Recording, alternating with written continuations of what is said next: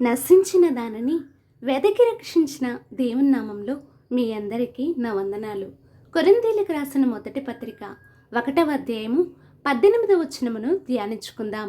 సిలువను గూర్చిన వార్త నశించుచున్న వారికి వెర్రితనము గాని రక్షింపబడుచున్న మనకు దేవుని శక్తి.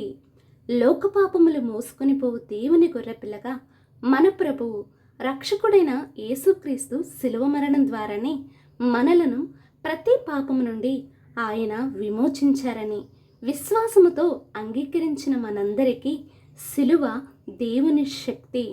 పరలోకపు తండ్రికి ఆయన ప్రియకుమారుడయ్యుండి కూడా కేవలము మంటివారమైన మన కొరకు పరిశుద్ధునిగా ప్రాణత్యాగం చేశాడు రక్షకుడైన యేసుక్రీస్తు.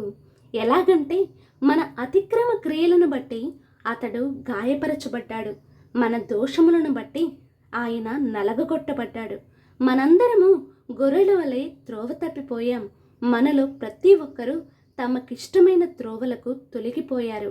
యెహోవా మనందరి దోషములు ఆయన మీద మోపెను, మన సమాధానార్థమైన శిక్ష ఆయన మీద పడెను. అతడు దౌర్జన్యము నొందెను, మనకు బదులు ఆయన బాధింపబడినను నోరు తెరవలేదు. వదకు తేబడిన గొర్రెపిల్ల వలె ఆయన నోరు తెరవలేదు. ఆయన తృణీకరింపబడిన వాడాయను, మనుషుల వలన విసర్జింపబడిన వాడాయను. మనుషులు చూడనొల్లని వానిగాను, వ్యసనక్రాంతుడుగాను, వ్యాధిని అనుభవించువాడుగాను, స్వరూపమైనను సొగసైనను లేనివానిగా మన వ్యసనములను వహించెను, మన రోగములను భరించెను.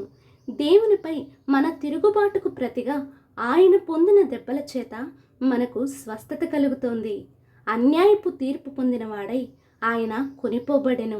నిశ్చయముగా యేసు అన్యాయమేమీ చేయలేదు, ఆయన నోట ఏ కపటము లేదు.